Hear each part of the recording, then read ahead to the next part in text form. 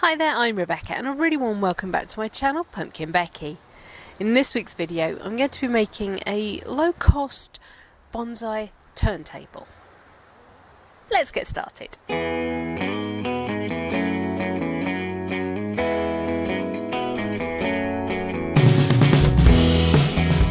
So there I was, scooting around on my office chair at work when I had what I can only describe as an epiphany. Turns out lots of other people have also had this epiphany, so I'm not sure it qualifies anymore. However, we're still going to carry on with my idea, and that is that office chairs have a gas strut, which means they can go up and down. They often also have wheelie bases, so you can move them around easily, and they often have swivelly tops. So that mechanism would be really useful for a bonsai turntable. However, the main issue I could foresee was that actually with a normal office chair, it wouldn't be high enough. I don't have bonsai trees that are huge and in big pots, so I need, instead of working down here somewhere, I need to be able to have my tree more that sort of height, if not a bit taller. So, what is at that height? A bar stool. And so began my hunt for the perfect bar stool for modifying. I looked for second-hand ones, I looked at brand new ones, because knowing that I only wanted to use part of it, I was really more than happy to recycle. But actually, I managed to buy a brand new one for a lot less than a second-hand one would have been. It's going to need a little bit of modification, but not too much. Let's have a look at what we've got. Hopefully you can see that is the chair that I won the online auction for. It's very nice, very fancy, but I really only need the top section. I don't need the upholstered seat part.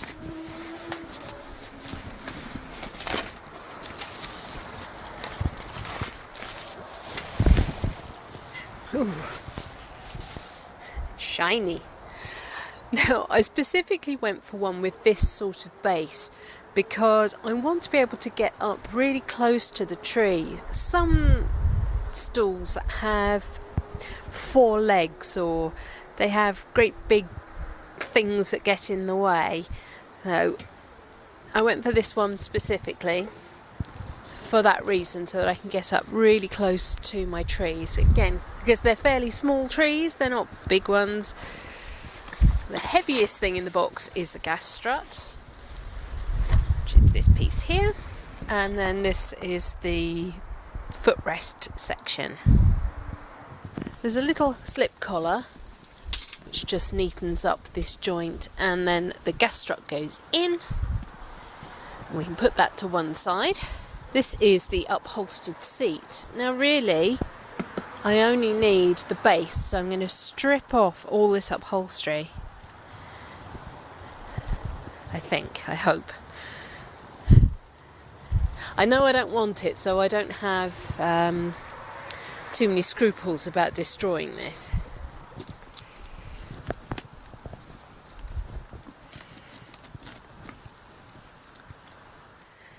Yeah, it's raining.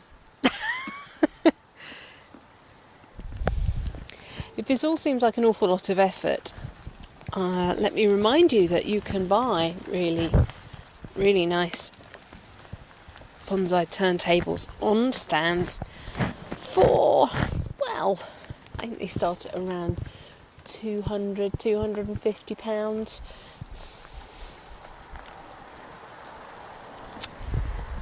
This one has cost me less than 30. Well, this is really well constructed, and I am very sorry to the people who constructed this that I am destroying it.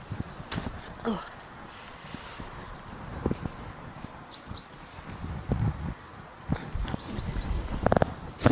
So I've now stripped off all the upholstery, and I'm left with this metal frame and a plywood base which is bolted to it, I had hoped to be able to use these threaded fixing points, but because of the way bar stools are intended to be used, they carry all the weight at the back. So you can see that those 4 threaded fixing points, although beautifully industrial, are not central to the chair. In fact, they're not central to the back either. Hey ho. Anyway, the next job is to get the metal frame off.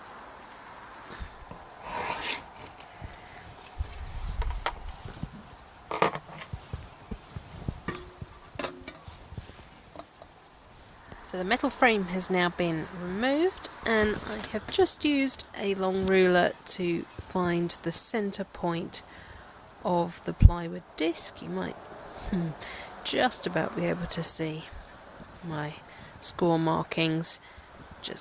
That's the centre, just there, just off the number 7.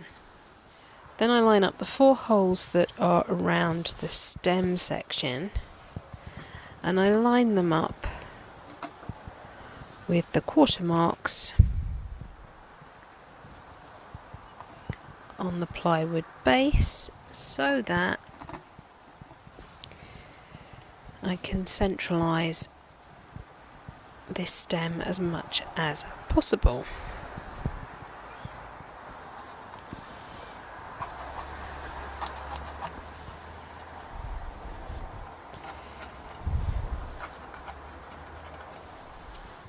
There you can see I've marked the new fixing locations for the stem.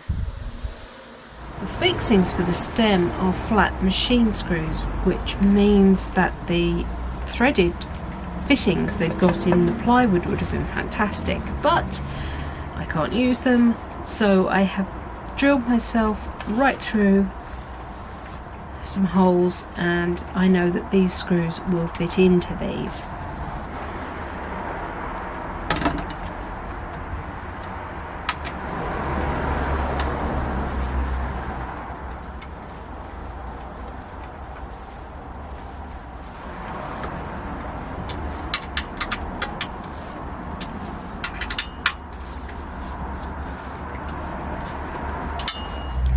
You can see that the screws are now protruding well beyond the face of the plywood. That's because they were expecting to have lots of upholstery and things to hide them, both on this side and this side. However, we don't have that. If it worries you, you could put a washer in behind here and just back that off a little bit. For me, it's not going to matter. I've already got these threaded fixing points which come forward about that much anyway.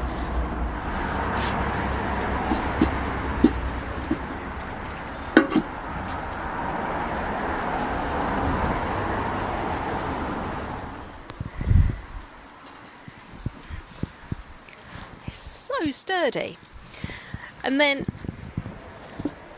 look how high that comes up. That's fantastic. I'm also going to pop on this really nice thick piece of plywood. That is going to give me a wider base to work on, and it will also help hide all these fixing points that are pushing through and where I pulled off the foam and that sort of thing.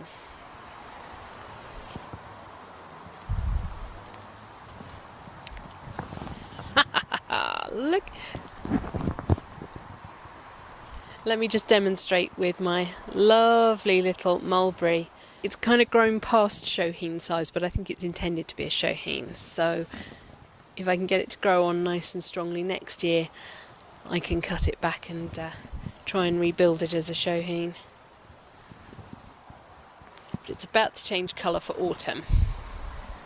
And that's one of the major factors of having a really good turntable and stand. You want to be able to see the tree easily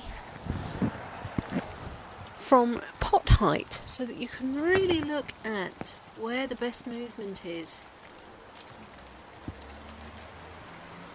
See any inverse taper, any bulges, Really assess the tree properly. Look up at the canopy. I can do that now. Yay! And in case you're wondering, yes, my little mulberry comes from the lovely Ken at wonderful Windybanks Bonsai Nursery in Carshalton, Surrey. They are still open to visitors at the moment during these COVID times, but you do have to book an appointment first. I'm going to go and grab some adhesive and stick this piece of plywood onto this piece of plywood, and then my new bonsai table is completely finished. That's brilliant. Right, that's it for this week's slightly different video. Thank you so much for watching. Please remember to rate, share and subscribe to me here on YouTube.